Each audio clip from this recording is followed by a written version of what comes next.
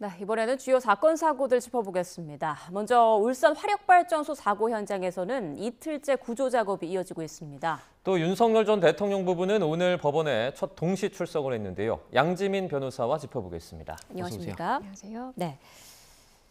자, 먼저 화력발전소 사고부터 짚어보겠습니다. CCTV가 공개됐는데요. 사고 당시의 모습 함께 보겠습니다. 네, 어제 오후 울산 화력발전소 사고 건물인데 순식간에 건물 전체가 와르르 무너져 내립니다. 꼭대기에 있던 천장까지 땅바닥으로 쏟아져 내렸는데요. 지금 먼지가 아주 자욱하게 드리워져 있습니다. 다른 각도에서 촬영한 화면입니다. 구조물을 받치고 있던 기둥이 쓰러지고요. 곧이어 구조물이 모두 무너져 내렸습니다. 정말 순식간에 사고가 발생했는데 사고 경위 한번 다시 짚어주시죠. 네, 어제 오후 2시 2분경이었습니다. CCTV 영상을 보신 것처럼 60m의 탑이 정말 와르르 무너져 내렸고요. 아마도 이 해체 작업을 하는 와중에 있어서 안전 조치라든지 아니면 무게, 하중을 분산하는 어떠한 그러한 절차에 좀 미흡함이 있지 않았나라는 생각이 들고요.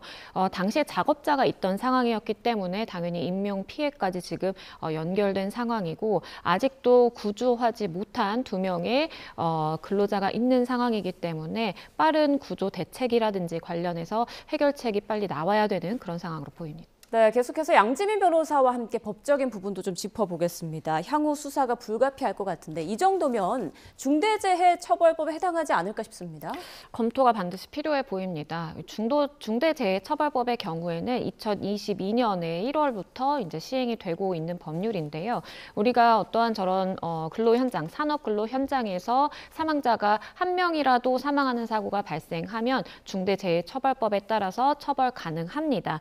경영 책임자에 대해서 1년 이상 10년 이하의 징역에 처할 수 있고요. 법인에도 최대 50억 원 이하의 벌금에 처해질 수 있기 때문에 굉장히 법정형 자체는 높게 규정이 되어 있다라고 볼 수가 있겠습니다. 네. 지금 설명을 해주신 것처럼 저렇게 해체 작업을 하는 것 자체가 어쨌든 근로 현장에서 굉장히 주의를 요하는 작업이고 그리고 경영 책임자라든지 아니면 하청에 맡긴다라고 하더라도 원청 입장에서는 하청 근로자에게 이러한 부분에 대해서 안전교육을 잘 실시를 하고 혹시나 모를 안전상의 위험에 대해서 대비해야 될 책무가 있는 것이거든요. 그런데 만약에 이러한 대비를 적절하게 하지 않았다. 안전조치를 제대로 시행하지 않았고 하청 근로자에 대해서 교육도 제대로 이루어지지 않았다라고 한다면 우리가 흔히 서류상으로 완벽하게 완비가 되어 있고 구비가 되어 있다라고 하더라도 이것이 실질적으로 이루어졌는지를 기준으로 판단을 해서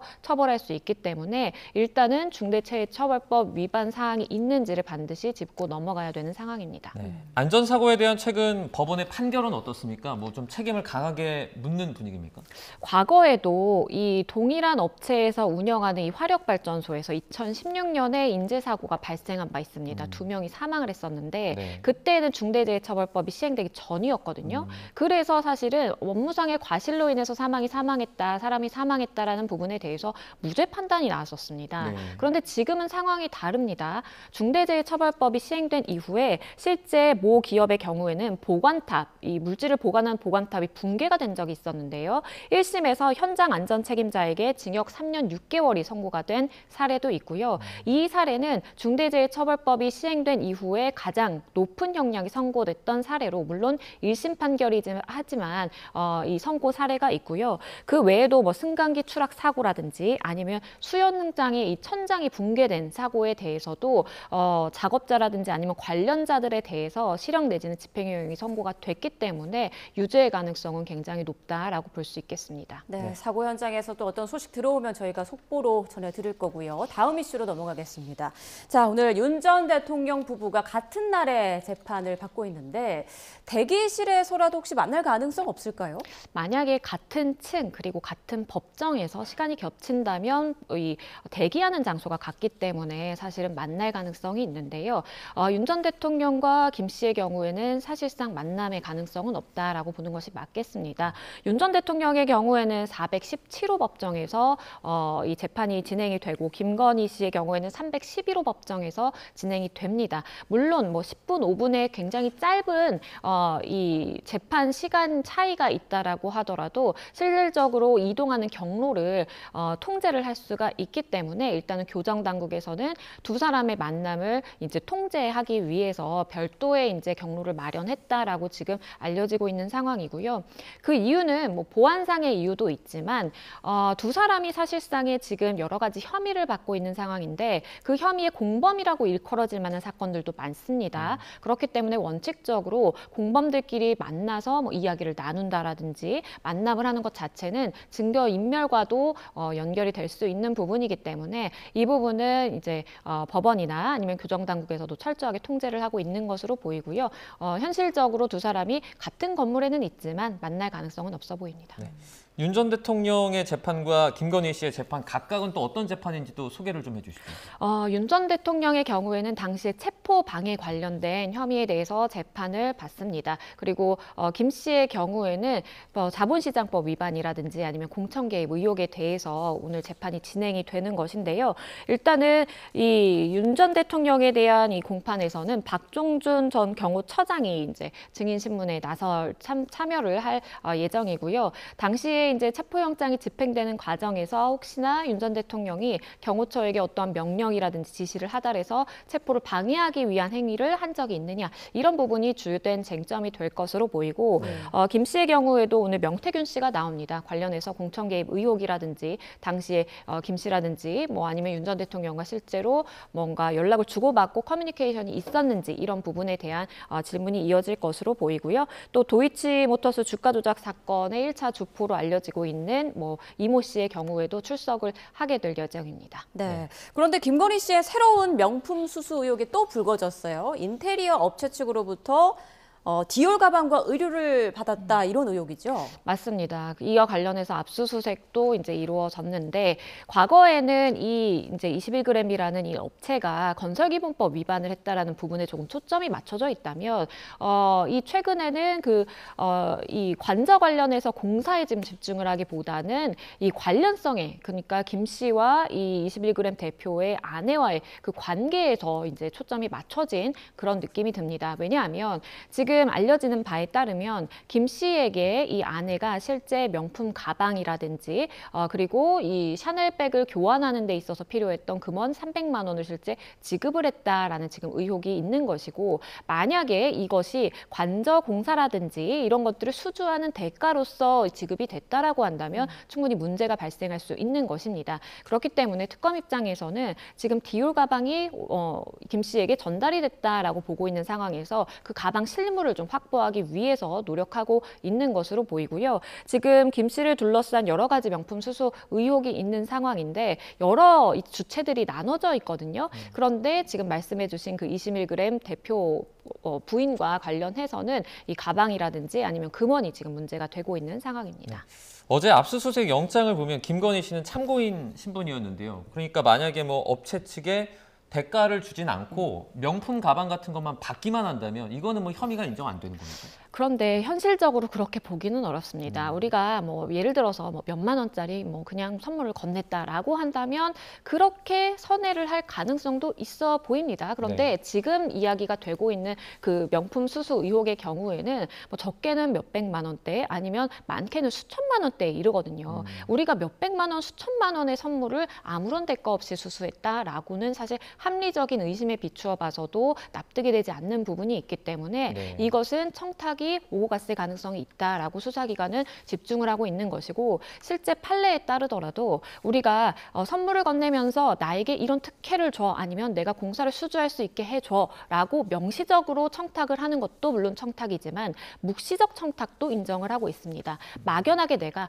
저 사람이 저런 지위에 있고 저런 권력을 가지고 있으니까 나를 좀 보호해주겠지 아니면 나의 편의를 좀 기대할 수 있겠지라는 막연한 기대감으로 선물을 건네는 경우에도 묵시적 청탁이 존재한다라고 보는 판례가 있기 때문에 아마도 특검은 그 판례에 비추어서 이것은 청탁이 있었다, 묵시적 청탁이 존재한다라고 주장할 가능성이 있습니다. 네, 또 김건희 씨가 경복궁에 있는 권천궁에서 왕실 공예품을 빌린 사실도 또 새롭게 드러났는데 만약 사적으로 썼다면 이건 어떤 혐의에 적용되는 건가요? 이 역시도 좀 문제가 될 수 있습니다. 그러니까 반출을 했다라는 것 자체도 물론 문제가 될 수 있는데 가장 중요한 것은 반출을 한 것이 당시에 이제 반출을 하겠다라고 요청한 그 공문에 적혀 있는 것처럼 대통령실이 주최하는 이 주요 국가 행사를 위해서 사용한다라는 것이 사실과 부합했는지가 쟁점입니다. 만약에 국가 행사를 위해서 공문을 보내서 적절한 절차에 따라서 반출했다라고 한다면 아무런 문제가 되지 않을 수 있고요. 그런데 다만 그러한 공문이 허위로 마련된 것이고 실제로는 사적 이익이라든지 내가 사적으로 사용하기 위해서 이렇게 무단으로 반출했다라는 것은요. 문화재보호법이라든지 아니면 국유재산법 위반이 될 수가 있습니다. 문화재보호법 85조에 따르면요. 무단 반출하는 것뿐만 아니라 무단 반출해서 손상이 됐을 경우 형사 책임을 강하게 묻고 있고요. 더불어서 국유재산법 82조에 따르더라도 무단으로 국유재산에 대해서 우리가 손댄다라든지 사용하는 경우에 만약에 그것으로 인해서 손해가 발생했다면 손해배상 청구는 물론이고 형사 책임까지 지우고 있는 그런 상황이기 때문에 두 가지 법률이 문제가 될 수 있습니다. 네, 자, 윤 전 대통령 부부 재판이 진행 중이니까요. 관련해서 추가 소식이 들어오면 또 저희가 전해드리도록 하고요. 이번에는 야구 선수 류현진 씨 얘기도 살펴보겠습니다. 라면 광고를 찍고 졸지에 피해자가 됐는데 광고부터 보고 오시죠. 네, 긴장된 순간. 과연 어떤 승부를 보여줄죠? 유현진 선수 오늘도 체인지업으로 승부 거나요? 들어갑니다. 진라면으로 체인지업 됐어요. 제대로 먹혔어요. 네, 역시 라면 맛의 수준을 진하게 올려주네요. 맛있겠어요. 네, 류현진 씨 이 광고를 한 11년 전에 이제 찍은 것 같은데 에이전트가 이 돈을 중간에서 가로챘다고요. 맞습니다. 이 광고의 경우에는 2013년에 이제 실제 계약이 이루어져서 이제 촬영이 됐던 내용인데 광고 계약을 누군가에게 맡겨서 이제 체결하도록 대행을 맡긴 겁니다. 그런데 그때 당시에 이 사람이 류현진 씨에게 이야기를 한 건 계약금이 85만 달러다. 하나로 했을 때 12억 한 2,300만 원 정도다라고 이제 이야기를 사실대로 얘기하지 않은 겁니다. 85만 달러를 70만 달러로 속여서 이야기를 하고요. 실제 가로챈 돈을 당시 환율로 기준으로 봤을 때 1억 8천만 원 정도를 본인이 사실은 꿀꺽한 거죠. 예. 그렇기 때문에 이 부분에 대해서 속여서 이러한 금원을 편취한 것이기 때문에 사기죄가 성립할 수 있는 것이고 그리고 또한 이중 계약을 체결했습니다. 계약 대행을 본인이 맡았다라고 한다면 그 대리 권한을 가지고 계약을 잘 체결해야 되는 의무가 있음에도 불구하고 이것을 실기해서 이중으로 다 계약을 체결해놨기 때문에 류현진 씨뿐만 아니라 다른 업체도 사실은 손해를 입은 피해자 중에 하나였어요.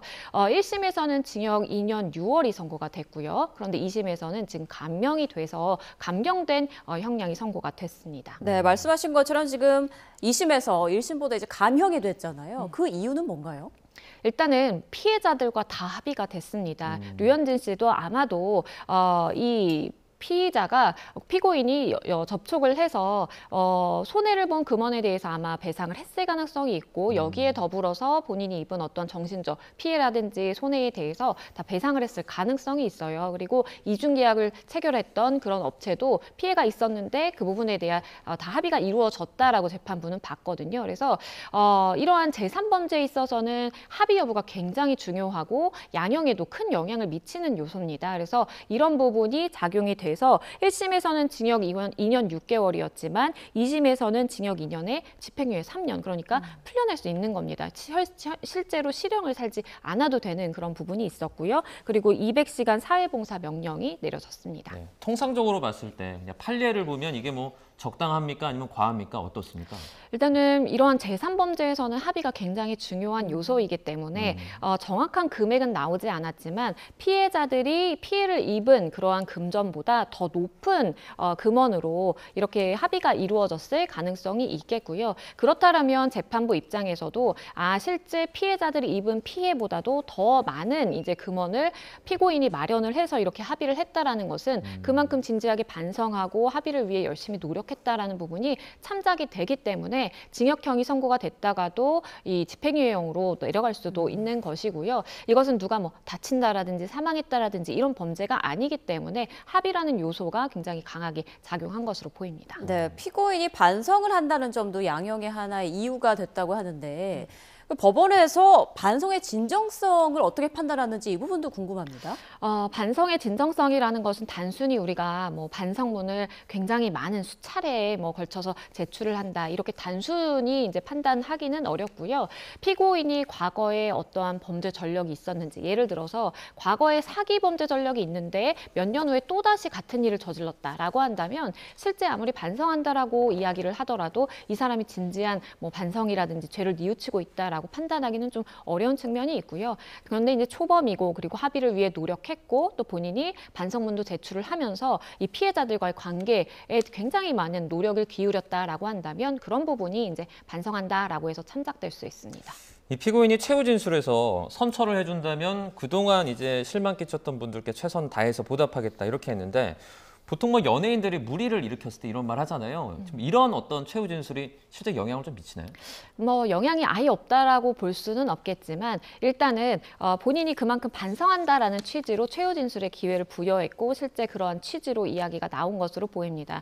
피고인의 경우에는 피해자의 고통이나 어려움에 대해서 내가 생각하지 못했다.